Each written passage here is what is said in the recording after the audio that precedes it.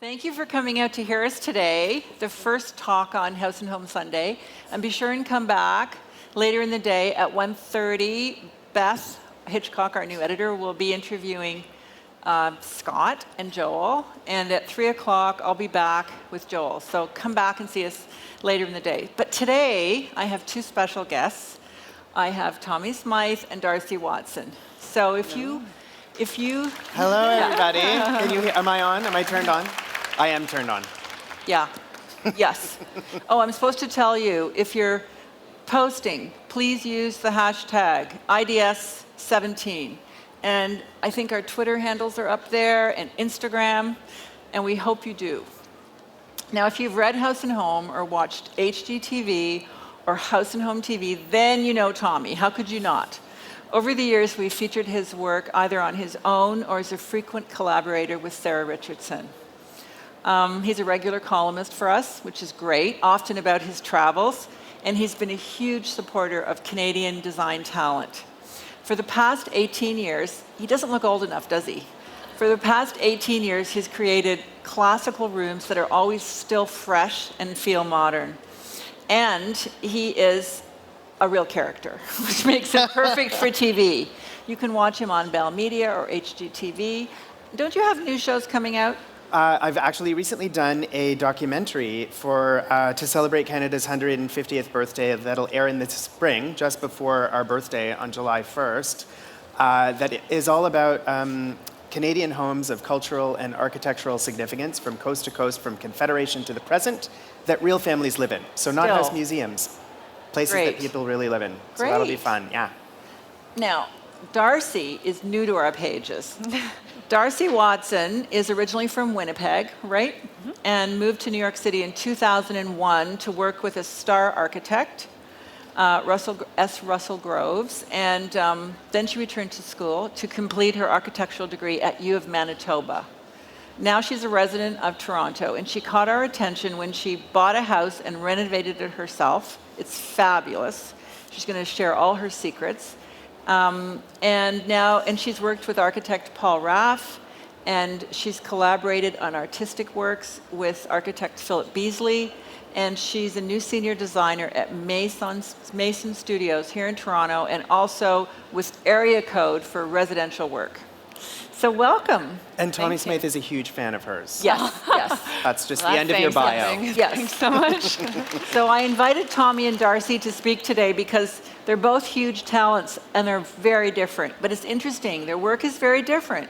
One is more classic, one is more contemporary, but you're going to see strong similarities in their work and their approach to design. I think you'll find it surprising. Let's start with Darcie and let's hear about signature moves. Signature moves, things that designers tend to do over and over again because they work.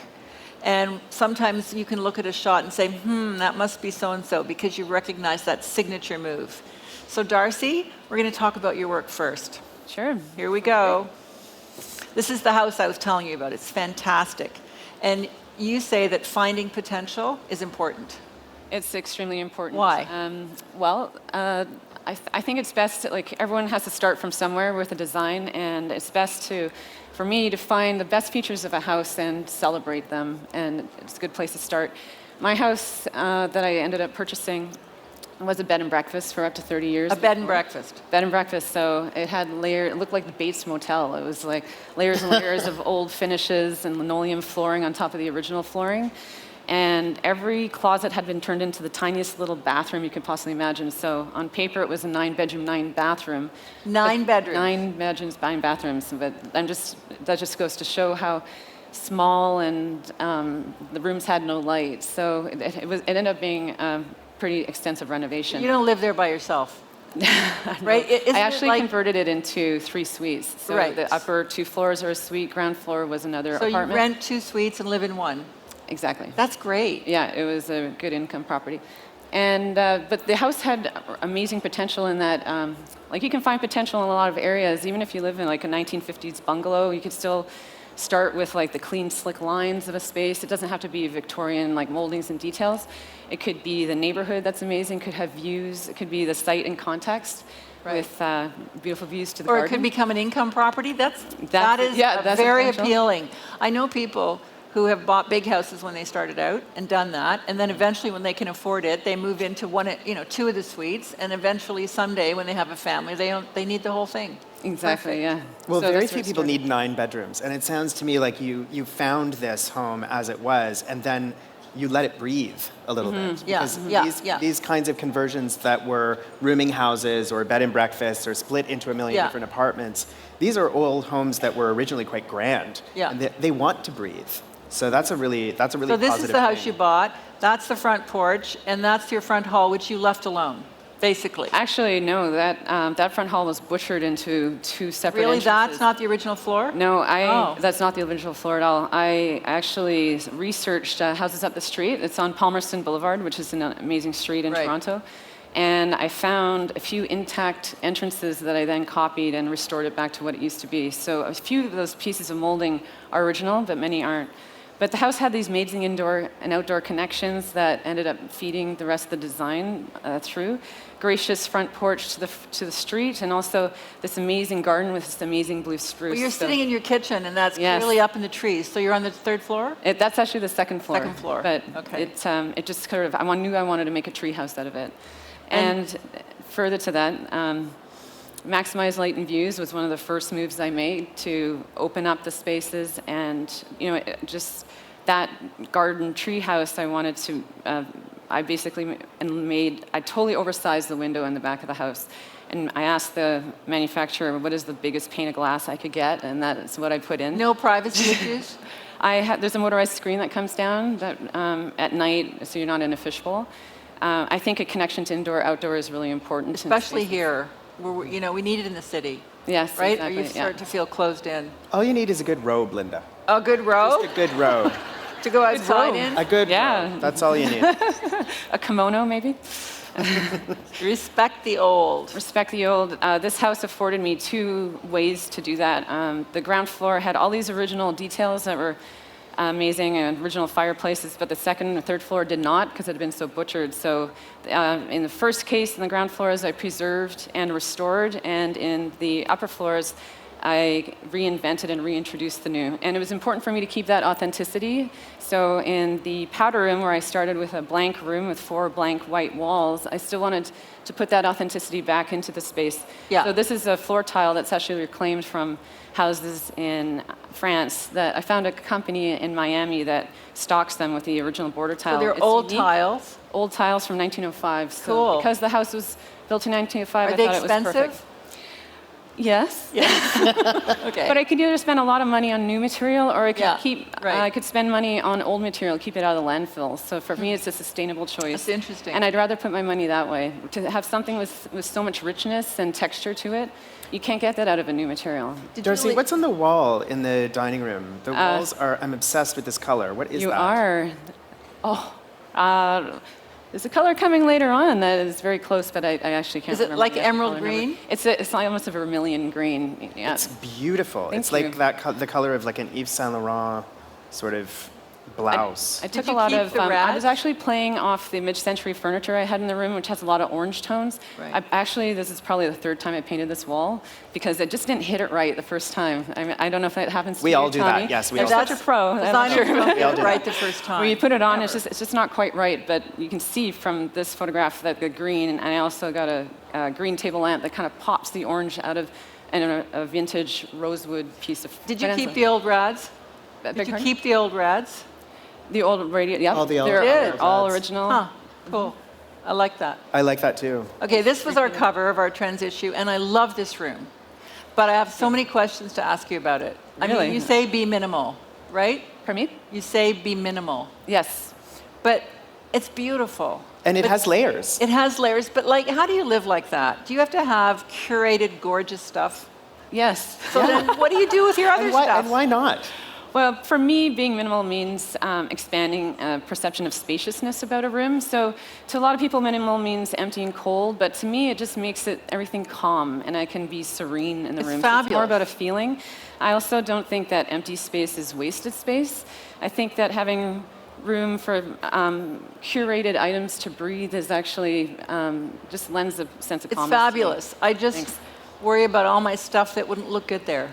Well, because I started from scratch, Right. you don't see all the You built-in collected. storage that I Yeah. put everything I don't want to see in. So then you have to be really deliberate and selective about what you do show. It's And then I end fabulous. up showing what I want to show, and everything I don't is put away. Yeah, and this really reinforces that houses need to breathe.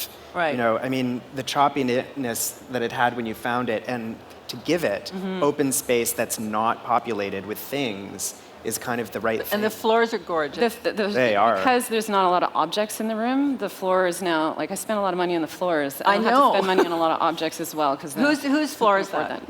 I actually had that site finished. Okay. I kind of like to take the old, you know, the authenticity of how things So were built these in are old 1905. floors. They're site finished, 3/4 inch solid oak Oh, floors. fantastic. Yeah, so I had a really good tradesman. You Fantastic. have to work with good tradesmen if you want that kind of Right. authentic flavor.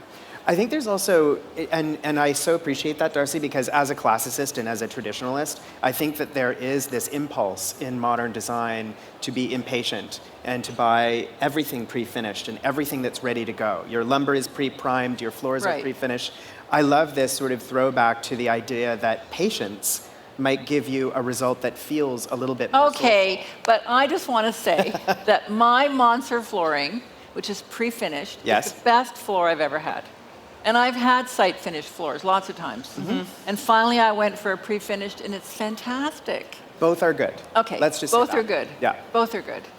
And this is your bedroom, The fireplace. bedroom, I guess, representing minimal. Now the architecture of the space, you can actually infuse the space with a lot of texture. There's a lot going on in this room.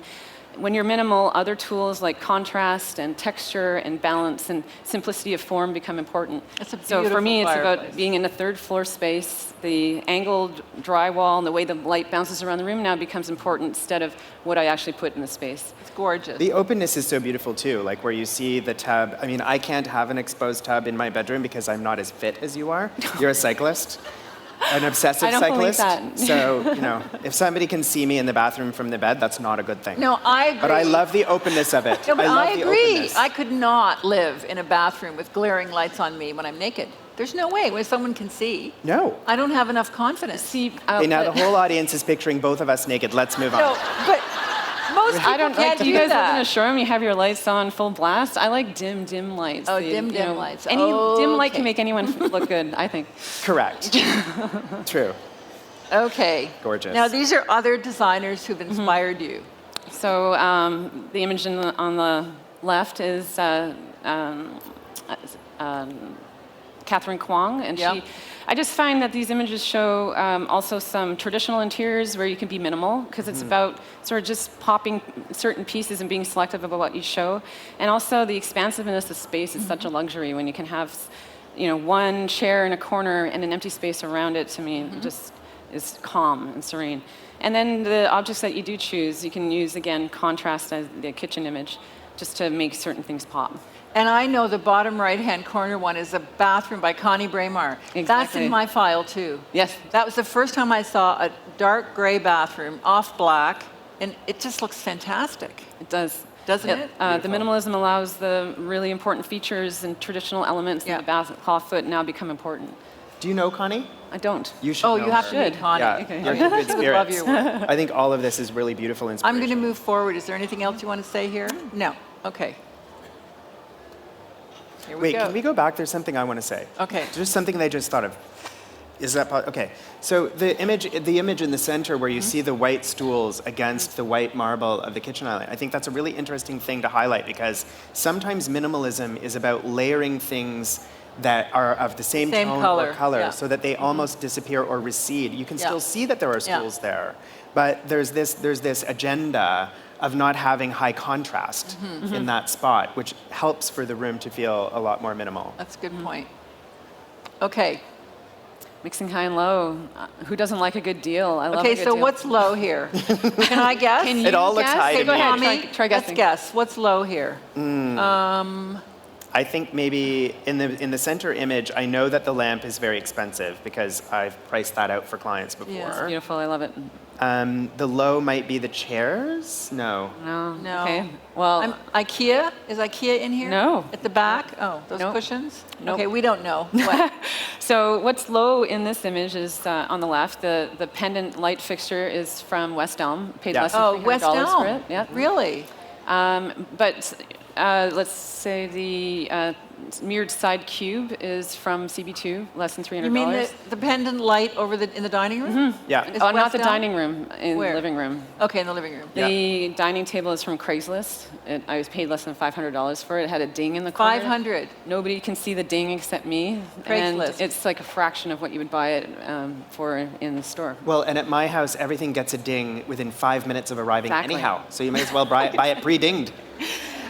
When it gets delivered. Get it for less. What's the most expensive thing in all of these shots? The most expensive thing and what I like to save money on to splurge is designer furniture. I just love designer furniture. So in this case, it's the BDW lamp. Yes, the tripod floor lamp is and also expensive. the coffee table. I'm going to give a little shout out to IDS because I found that coffee table. It's a local designer called Lori Harrison. And I found her here in sort of the artisanal section, like the up at Studio North. custom. Yeah, emerging artists, artisans, fabulous place So to amazing. find great And finds. that's where I want to put my money. So, and one of the main low things about this space that you don't even see is the fact that the cowhide rug I found on Facebook, of all places, for $350. Okay, we have to So- talk about that because I love skins on the floor. You probably do. We get more mail about skins. People don't want us to show skins because, all the reasons. But is it okay? Is it okay? It's okay Is it with okay? me. It's the package that your hamburger comes in. Oh. It's reusing packaging. You're just reusing packaging. You're recycling the packaging. Okay. I don't know about that, but I love the feel of leather, and Yeah. a leather chair just has Yeah. this special. I'm not saying it's But sustainable. there's the something cow about probably a didn't skin appreciate it, thrown but on the floor that's so casual. It's casual. It's Yeah. an irregular shape that It's kind of breaks beautiful. up the linearity of the other furniture pieces. It also enables me to Yeah. show off the floor that I spent so much money on, and it's just. They're not endangered. No, They're they're cows. cowhides. And you know what's Okay. amazing Yeah. about cowhides? They're gluten-free. Oh, Tommy. Some people aren't comfortable with it, and that's totally fine. Totally gluten-free. Okay, okay, you collect artist work. I do. I also vintage because I love the patina that okay, I have a tendency to be modern Yeah. and contemporary. I admit that, but I love throwing in a vintage piece here and there. Like that chair I found at Machine Age Modern in the city. And it's fantastic. Thank you. 1960s, 1970s, Brazilian designer named Jean Guillon. And it's very special, but everyone comes into the room and says that it's the most hideous chair they've ever seen. But I don't on. care. I don't care because it's so comfortable. It's got a lot of personality. So much personality. And vintage lounge chairs. I have this thing for vintage lounge chairs because every furniture designer has a signature piece and they often make it the lounge chair.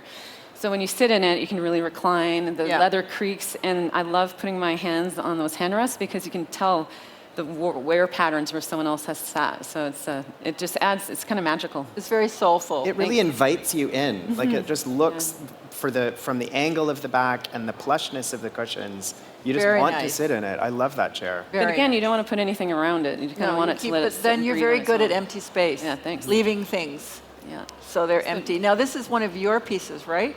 Actually, this is Philip Beasley. Okay. You can see his work above some of the other fireplaces and the mantels. But again, I love 1970s light fixtures as well. The image on the right is on the left is a ceiling pendant by Gaetano Scolari from 1960s, 70s. And I just love the way the smoke glass kind of beckons back to that era, but then you pair it with this massive amoebic kind of contemporary matte finish sofa, and then suddenly it's like the tension between them really reads to me in a room, and that you don't really need anything else because that The tension is a really interesting point. Yeah. We all look It for is. tension, ways to create tension. Good Why? tension, not Why? like divorce court tension. Why do we need tension? why I'll let you tension. take that, Darcie, because I think I'll add a layer to what Lynda has offered in terms of that question. I think that in minimalist interiors, tension becomes even more important than it does in maximalist or traditional spaces. Absolutely. It basically creates this energy in the room that you can't really quantify, but those two pieces together balance each other out as well. So you have something heavy on the ceiling, something heavy on the floor, and then the architectural features of the room, because it's in But an it used Edwardian to be, space. like when I think back to when my mother decorated, it used to be that we looked for harmony. Yeah. We looked for rooms to be calmer and for things to be more coordinated. Mm-hmm. It was rare that we sought that tension. Yes. But now we want it. Why? Yes. Well, I think it's about contrast as well. It's a little bit about the thing that is fine mixed with the thing that's rough, or the thing that is light mixed with the thing that's dark. It's the kind of thing that we react to because it creates energy in a room. And, I understand the desire for rooms that have a total lack of energy, because I think we feel sometimes depleted when we come into our homes. But this is the kind of energy that you can live with, and that can really sort of fuel your enjoyment of your space. Yeah. It doesn't have to be jarring. It can be done in varying shades of gray. It doesn't have to be, I'll totally flub who said this, but there was a very famous decorator who said that every room should have something completely wrong in it. And, that's really, a very clever way to understand the idea of You enjoying shouldn't have the space. inspected. It shouldn't be expected. Exactly. That's boring. Yeah. Okay. It's a way to personalize a space too. You can just Personalize inject it. your own personality. That's it. Okay. So contrasting materials. I wanted one space that wasn't light and airy and white, minimal contemporary modern interiors you sometimes associate with completely white. But to create a mood, you can use, paint is so efficient. What color is that? Blue? That is black iron Benjamin Moore. Oh, that's the best color. Yeah. It's a beautiful color. Again, that's Great the second color. try. The first one was raccoon fur. It was a little bit too light and a little bit too chalky. Yeah. But this one has that depth, but it also picks up on the black and steel frames and the posts and Yeah. shelves that I had. So I needed those two things to play together, and it balances out throughout the space. Very nice. Thanks. And reclaimed materials. I already explained why they're sustainable, but there's, putting a floor material in the powder room on the wall, when you run your hand over it, you can actually feel the wear patterns where people walked in the 1900s. And to me, there's just something amazing about that. And to take something that used to be on a floor and put it where you can touch it, and in a very intimate space like a powder room, it just seemed right. And the island, I knew that table would be where I would eat and work and read and entertain with friends. So at your fingertips, I wanted something with a lot of texture. Everything else in the room is as perfect as I could make it. I agree with you. I like textural counters and cupboards. What species is that wood, Darcie? So I went to Urban Tree Salvage. Yeah, I don't know great if you've been place. there, but Incredible it's amazing. resource. Yeah, they salvage, these are salvaged joists, American chestnut. Amazing. From an industrial building near Cherry Beach. So I had them milled down and made in. So you can see wormholes and the nail texture and you can run your hand over it. It's great. Yeah, American chestnut. Get it while you can. They're American closing the chestnut. borders. Oh, this is a good one. Consider your lifestyle. Okay, we heard this kitchen is a famous kitchen that you brought, and we don't know anybody else that has installed this kitchen in Toronto. True. So tell us about it. So it's from Valcucine, and it's called the Logica system, I guess because it's extremely logical. But it's a kitchen that I actually saw here at the interior design show years ago, and I thought, I need to have that kitchen. It's such an interesting way to reinvent it. Right. And as I said, at that kitchen island, I perform a lot of functions. I eat and sleep, entertain. So sometimes I don't want to see my kitchen. Sometimes I want it to be a showcase at night. It's all of my tableware is backlit, and it allows me to close it up when I don't want it to be a kitchen, and open up when I do. So I also Beautiful. don't keep my faucets really clean. And your I don't cat? know. I love the big reveal that it cat. provides. I love that. And then, of course, everyone has a collection, so shelving for a particular collection. Okay. And flow. Flow. Connected spaces are really important to me. As you mentioned already, plunking a bathtub into the middle of a bedroom is sort of unusual, but for me it just made sense because my morning routine is I get up, I turn on the fireplace. The fireplace acts as a buffer between the two. It's a peninsula fireplace, so there's a bit of visual connection between the bedroom, the bed is on the other side of this fireplace, and the other spaces, but it's a divider, so without having any doors. The fire near the bathtub is really... Exactly, so at night What I is come treat? home, I turn the fireplace, and the fireplace is the last thing I turn off when I get into bed. So because it's also open to the dressing room, this just now it makes sense. It's almost like a hotel room. That's actually how I approached this. I wanted Like it to be a great hotel retreat. room. Yeah. This is like a master class in flow. If you look at the floor Fantastic. plan, it's Yeah. so brilliantly thought out. Oh, thank you. Beautiful. Thanks. And favorite paint color? Favorite Is this color? really called Oh Why Not? It is. Is it That's coming off? amazing. It's coming off almost black, but it's actually No, that here it deep is. vermilion It's green. taupey. That's it's more actually accurate. green. It's more It's green. Yes, bright I can green. see That's that. what It's like happens. it's a blackish green. Yeah, But it's sort of like the image that I had shown previous. It's that kind of a deep Okay. vermilion. We'll have to green. check out the real thing. Yeah, but Who comes up with the names for paint colors? And what are they smoking before they do that? It's, Okay. Oh, here we go. Here we go. Tommy, before we start, can I just say that this shot on the left Yes. is the first time I discovered you. Yes, well, and And that I was saw in your that magazine. picture and I was so in love with it. Yep. I thought it was so brilliant. It stayed in my favorite file for years. Thank you for So that. that was a brilliant, brilliant moment. Well, What thank you for happened? that. What made you do that? There's a great story behind that. You know, when I do public speaking engagements, I talk about, try to tell people how to get the right interior for them. And in my view, it's really about inspiration, which is not just about being inspired by big ideas, but also about learning to register things in your world and seeing them in that way. Scholarship and courage. And this is a photo that I often use to illustrate the courage aspect of it, because in any renovation, at some point during the reno, somebody's going to walk in, and maybe you've just laid down the floor, and somebody's going to say, like, is that the floor that you're doing? I wanted to have a table in my kitchen because my grandmother, Dorothea, had a table in her cottage kitchen. And I'm a short guy. I I love the the table in the kitchen. I love that. And this was not being done at that time. People were telling me you have to have an island. No, I think you were ahead there. I didn't listen to everybody, and I did the kitchen that I wanted to do, and it ended up being extremely Is this your kitchen? well received. Yes, the one on the left was my own kitchen. But it was the lantern that caught our attention. Oversized lighting. Oversized lantern, the black doors. Yep. That was early. The mismatched uppers and lowers. Yep. Early. Not a lot of people doing that then. And the slate floor in a herringbone pattern. Yep. Early. Not a lot of people doing that. So like you with were, the contrasting like you were ahead grout. of your time. Well, I wasn't trying to be, and You were that's trying to be. that's the thing that you learn from this. You know, you're unbelievably astute and scholarly editor Meg Crossley was the person who really sort of first saw this and brought it to your attention, and then you guys decided to publish it. This has been in coffee table books and blogs around the world, and all kinds of different. Just hits a spot. It hits a spot, and I always say, that was not intentional. This was my own home. It was my own kitchen. No, but it feels homey It's and the direct result of the inviting. courage to do what I wanted to do and Really not listen good, to other Tommy. people. Really good.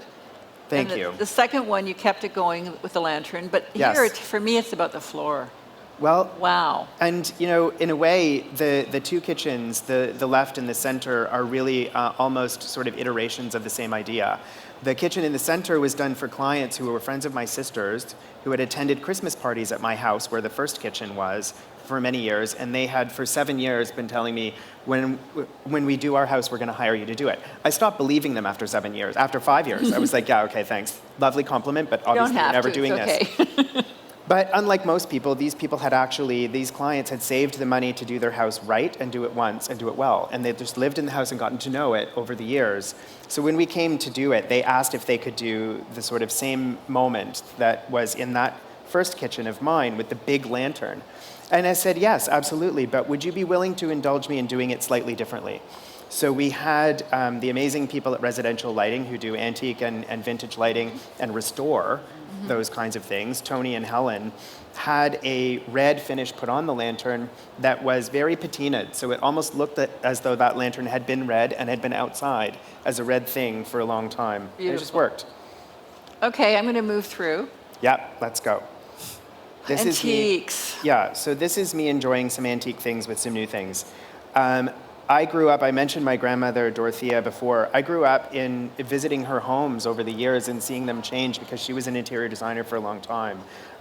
My mother's homes, as I was growing up, always incorporated old things and antiques, and there was a high value placed on that within the homes I spent time in as a child and as a teenager and as a young adult. And a lot of people are hesitant. A lot of my clients are hesitant to incorporate antiques because they're worried that they're going to get wrecked. Well, because they haven't been in for a while, but now they're back. That's right. You're going to see more antiques in the next few years than Yes. ever. Oh, and yes. if you have them, hang on to them because they're going to become valuable again. Absolutely. Well, they've always been valuable. They were made at a time when there were fewer people. But you know how the market collapsed, right? It did. And brown furniture wasn't popular. I mean, you could buy things for a song for a period of time. And for my clients who were really interested in having a very classical approach, we got great deals over the last several years. Okay, but that favorite wasn't- antique store? Favorite antique store in Toronto? I can't say just one, but I have Okay, several give that I us a love. couple. I go to 507 all the time. Yeah. I think that Derek Martin's an unbelievable person. He's such a Yeah. young man still doing Yeah. that. Do you go to flea markets? I go to the St. Lawrence Flea Market all the time. I often see people who are like-minded there in the business. Teresa Casey, I run into her there Yeah. all the time. I've seen Connie Bramer there. Yeah. Margot Austin and her husband Kevin, who Yeah. also is Yeah. a purveyor of vintage things. He has a company called Vintage Fine Objects. Half of what you see in my old houses and in my current house, things that I recycle over and over again, came from Kevin, his amazing eye. Darcie, do you have a favorite place? I don't. I like Junction West. They have some interesting Yeah. shops Yeah, down yeah. there. Great Very place. good. Smash Salvage is incredible yeah. out there. Yeah, salvage. Fashion restoration is there. Oh, incredible. Amazing resources. Books in every room. Yeah, books in every room. I'm a major bibliophile. I have a sickness when it comes to books. My great mentor and your very dear friend, John Manuel, told me very early on in my design life that every time I got a paycheck, I should buy a book. And at the end of my life, when I wasn't working so much and had more time, I would then have a library that I could really sit with and spend time with. And I have taken that advice to heart in almost a scary way. I have a lot of books, and I love them, and I'm Don't you inspired hate by it them. when people do fake books? I do. Oh, I hate that. Books by the foot are not my thing, but that's because I like to pull them off the shelves and be inspired by them. My favorite books are the books that were created by people who are my friends. You know, at my age, when you reach Oh, I middle know, you're age. so old. Well, I'm 46.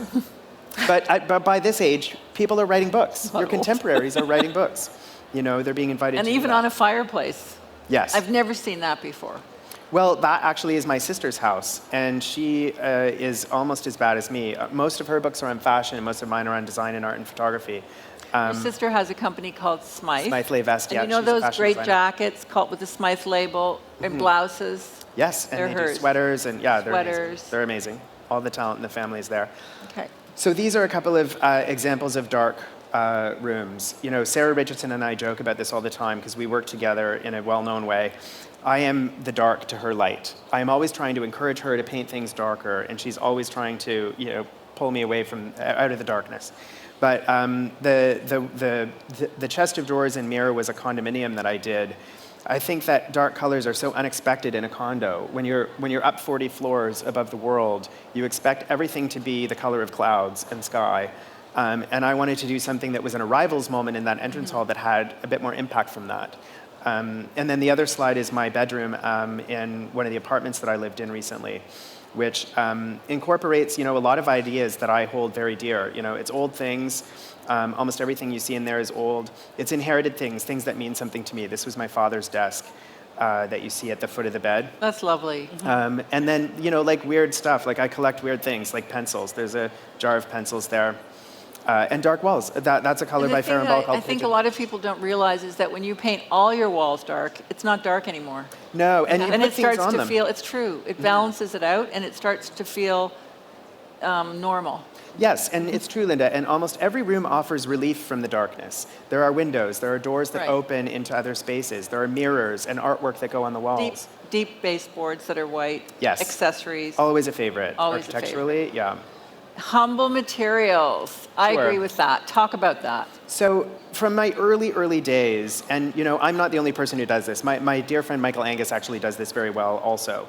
I've always enjoyed fabrics that feel friendly and that welcome people and that are easily recognized. When a person comes into your home and they see that you've got very complicated draperies around your windows, but then they realize that those draperies are actually executed in mattress ticking.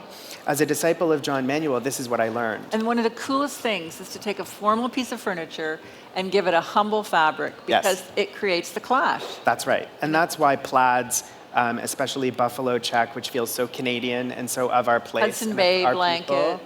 That Hudson's Yep. Bay blankets are all through my work. Mattress ticking on curtains. Yep. Muslin curtains. One of my Muslin. first published spaces had muslin curtains, but they were really kind of like, this was in the 90s, so they were all festooned and there were Flower jabos and sacking. swags and things. Flower sacking Flower on sack. chairs. Yeah, it's so beautiful because you can really kind of dress down a somewhat formal space or piece and introduce something that people recognize. And when they come into your space, they're like, oh my gosh, I know Oh what my that is. gosh, That's I know what mattress that ticking." is. Yeah, cool.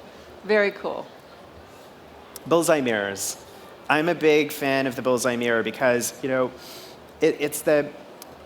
I came here yesterday to listen to Nikki Haslam speak, and one of the most interesting things that he said, or the thing that made an impact on me, which I really agree with, is, there should be something in every room that makes you smile. And that makes you smile. Yeah. And there's something about these bullseye mirrors. They're very classical. There are contemporary versions. Companies like Powell and Bendel do incredible contemporary versions of. But everything about this is almost like Carnival, Funhouse. They make you look different. They make the room flips upside down when you look in them.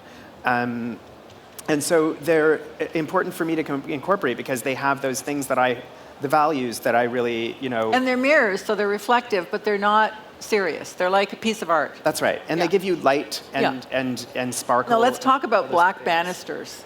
I only ever paint my banisters black. Yes. You think that's wrong? No, I think it's one of those things Is it boring? No, it's practical. You really have to have something darker on the handrail because otherwise, you're going to be wiping it clean all the time. Unless you have a full-time staff. You could have a white high-gloss handrail or something, but... You can, but you'll be cleaning it constantly. True. I'm an obsessive hand washer, but sadly, a lot of other people in the world aren't. I like the linear line it gives you up the stairs. This is, this was an interesting situation. The staircase, which almost looks like champagne bubbles because it's a huge collection. I love collecting. And these clients really loved bullseye mirrors as much as I did and decided that it would be fun to have a collection of them going up their stairs. So where did you find them? Everywhere? All over the place. Everywhere. Some of them came from dealers that I use and some from everywhere. Antique stores and travel. Oh yeah, this is one of your favorite tips. And you did it early and now it's very popular. Yes. So I like the idea of having of kitchen design that doesn't feel as though it's terribly clinical, that looks as though the kitchen is almost furnished in the way that you would furnish another room. Mm-hmm. You would never do the same fabric in the same room everywhere. Unless it was toile de jouy. There are exceptions to every rule. Mm-hmm. But in general, you're looking for layers, and you're looking for different moments and different textures. Mm-hmm. And so I have always felt from early days in my work that your kitchen should offer you the same types of experiences that other rooms in the house should offer you, so that they don't feel like a science lab and they feel like a place that you might want to actually live in and spend time in. Darcie does this. Your minimalist, very simple kitchen still has all kinds of different texture. It has the flooring, it has the reclaimed wood, it has the, the cabinetry. There are different layers and moments going on, and I think that provides the user with a better experience. More interesting. Which is the business we're in. Especially if it's open concept and you have to look at it. Absolutely. Can I ask you about grout color? Grout cleaner? Grout color. Oh, grout color. How do you feel about contrasting grout color with like a white tile? I love it because it's something that that is derived from historical references. You mean the black grout? Is that black grout? Yep. Okay. And when you watch movies like Gosford Park, if you tour, I went with my mom to Newport to see all the cottages in Newport, and in the downstairs kitchens, it was always white tile and darker grout. It is practical, it looks great, it pulls out the pattern in a way that feels right, but it also, it's an historic reference. You don't always do it. But I don't always do it, but I often do it. Yeah. When I don't do it, I'm still doing it, but in a more subtle way. I'll do a very pale gray with a white tile. Oh, this is my favorite one. Well, this is really all about, bold strokes and contrast and things that really, add drama. Pairs of anything, amazing. Overscaled lighting, amazing. Black? Lisa Tant's. I use a lot of black. You've heard a touch of black in every room, right? I love a little bit of black everywhere. And they say if you don't have a touch of black, it's like you had your eyebrows shaved off. There's nothing to ground the room. That's amazing. I love that. Nothing to ground the room. Totally stealing that. You need to ground it, don't you think? Well, yes. And who wants to have their eyebrows shaved off? That sounds ghastly. Other than Whoopi Goldberg, she wears it well. But this is something that I like to do with clients, is introduce them to sort of their bolder nature. When I was working with Lisa Tant on her condo, I suggested this really, really bold black and white tent stripe based on her love of Chanel and her friendship with Karl Lagerfeld. She knows all these different, sort of things about fashion and why they work in fashion. And we had this great dialogue about, why wouldn't that work in your home? And those curtains ended up being one of her favorite things in the space because I knew that it was so her. But she hadn't really been given permission Well, she to might have the think courage it looks to do that. bizarre. Well, but it people are doesn't. worried about things like that, Yeah. and we sort of tapped into her, her fashion sense and her courage in terms of fashion, and just applied that to her condo. It's Now, the really about middle getting to room, know you your know people. what? I think I forgot that you did that. I remember the mirror and chair. I Yes. remember that vignette, but I didn't think I realized you did that room. Tell us Yeah. about, whose is that? The one In the middle. In the middle. So that's the same clients that have the really interesting kitchen with the red lantern Okay. and the Right. optic floor. Beautiful room. It's a beautiful room. It's a beautiful home. And it was, a really interesting dialogue with them because they didn't really love pattern. So we explored ideas of using blocks of color and then neutrals. And the settee that you see in the front, when I met them, was covered in a beige ultra suede. So you can imagine it Not almost you. looked like nude skin. It was awful, and they knew that it was. And so I wanted to go the opposite way. So we did this glazed gunmetal linen, which was a little Beautiful. bit punk for something so pretty. But I love a little punk with my pretty. Okay, so on the left, what's that wall color? I love that. So that is actually grass cloth. The one with the zigzag curtains? Yeah.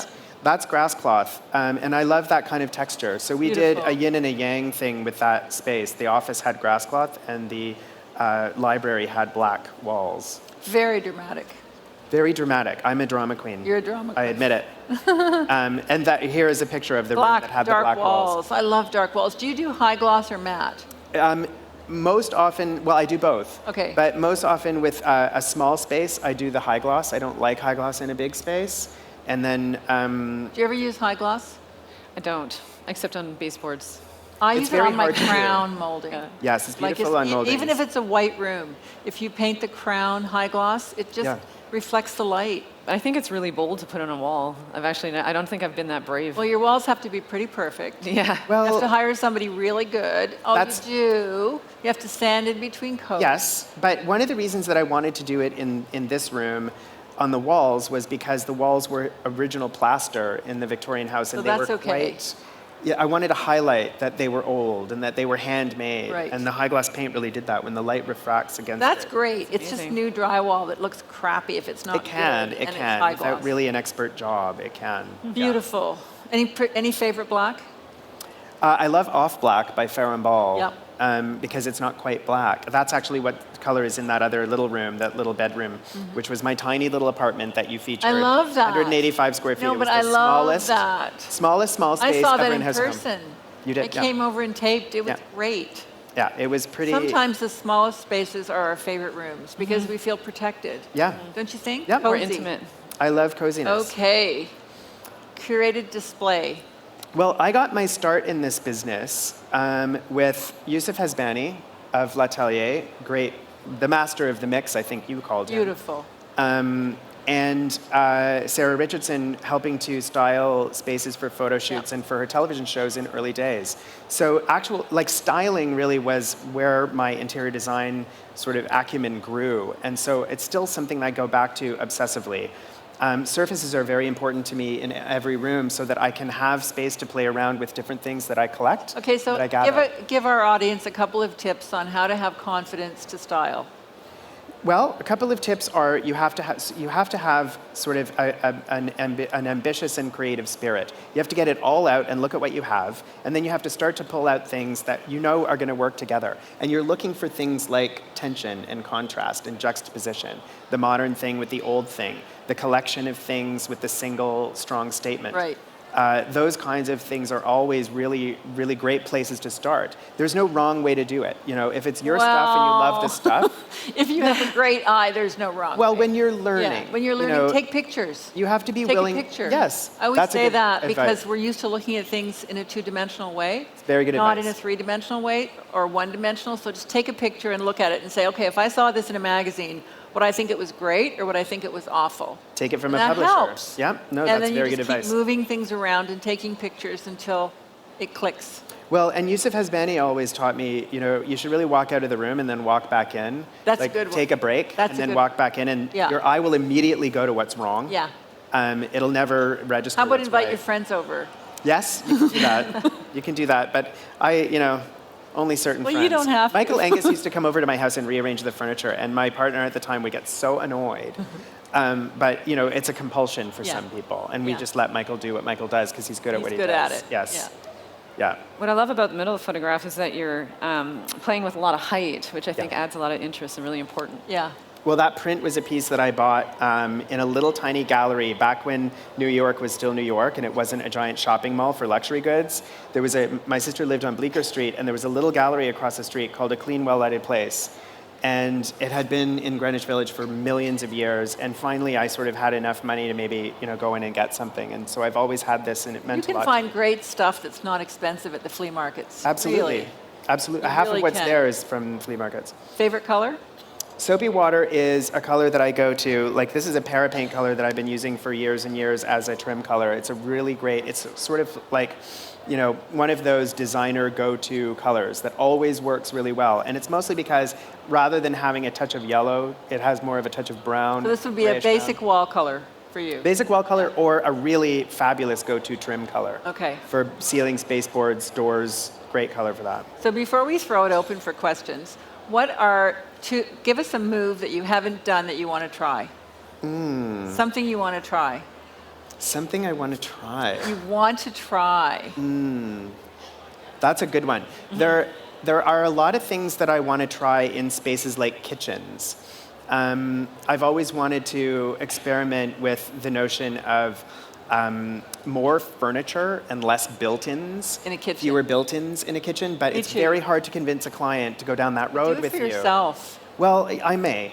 Yeah. Yeah, it's hard because you have to have the right space. Yeah. It has to be in the right house, and you have to have the right person who's going to. And you have to worry about storage. You do have to worry about storage, but that's the thing that I wanted to explore was how could you get the storage and the function that you need out of things that you find rather than things that you build. Right. And I think it's a symptom of coming from a culture, especially here in Toronto, and I wish we did less of this, but for people who can afford to decorate, I've seen so many perfectly good kitchens thrown in the garbage.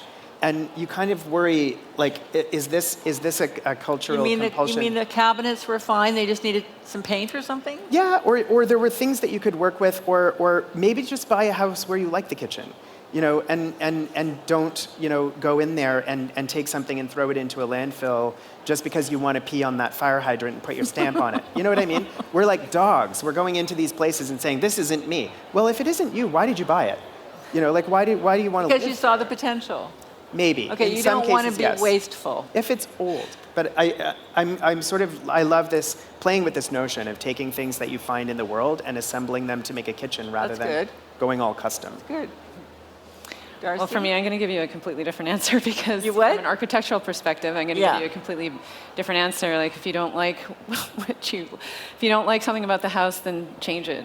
What is what I Yeah, would say. Like, I've yeah. always wanted to play with the notion of kind of taking off the back of a house and expanding it and adding something really, really contemporary. Oh, I to love that idea. Like a glass box on the classical- back of your house. Exactly. I and love how that you can idea. make it kind of dematerialize and not be there and you know, in my house, it was a real challenge between the old and the new, and I just think it would be even on a greater level, be pretty interesting to do, like you said, a glass box, or in a different iteration of my house, adding the entry by punching it out of the facade completely. Right. How would you treat that completely differently than the old house?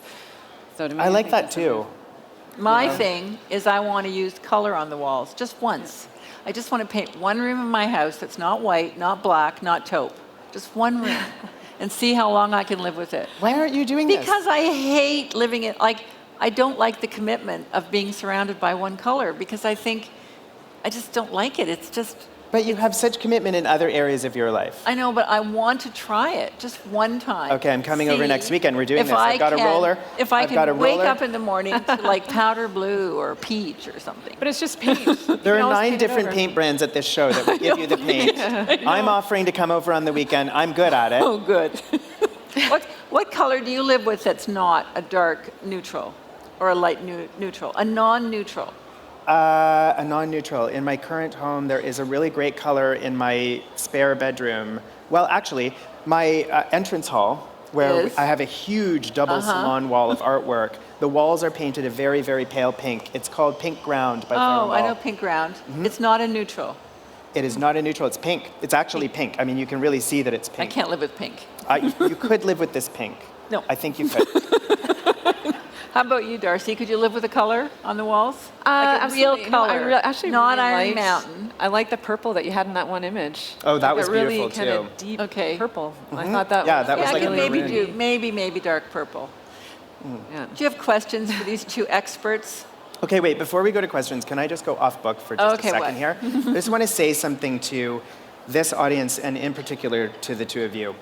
I had the extraordinary experience of going to the Women's March yesterday here in Toronto, where we joined with millions of women around the world in Yeah. different cities Yeah. to celebrate, the fact that, that women are so accomplished already, but also to highlight the fact, I heard at the rally that there isn't a single country in the world where women are equal to men, based on all the qualifying factors, financially, in terms of government and laws. So I wanted to say, especially being here on this stage, if you look at the people who are up here, this is probably a demographic representation of the interior design business in terms of female to male ratio. If it weren't for Darcie's incredible talent and promise, I wouldn't be so hopeful about our industry. If it weren't for your spectacular achievements and accomplishments Tom. in this business, I wouldn't be sitting here on this stage. So I think it's important to say, for me, it's very important to say how proud I am to be a part of an industry that is predominantly female. And I think that if we can highlight that about ourselves in the interior design business and show the world that if only in our culture, women are equal to men and in many cases quite superlative, then we could probably show the world that that works. Because it really works for us. That's a good thought. Right? Beautifully said. Beautifully Thank you. said.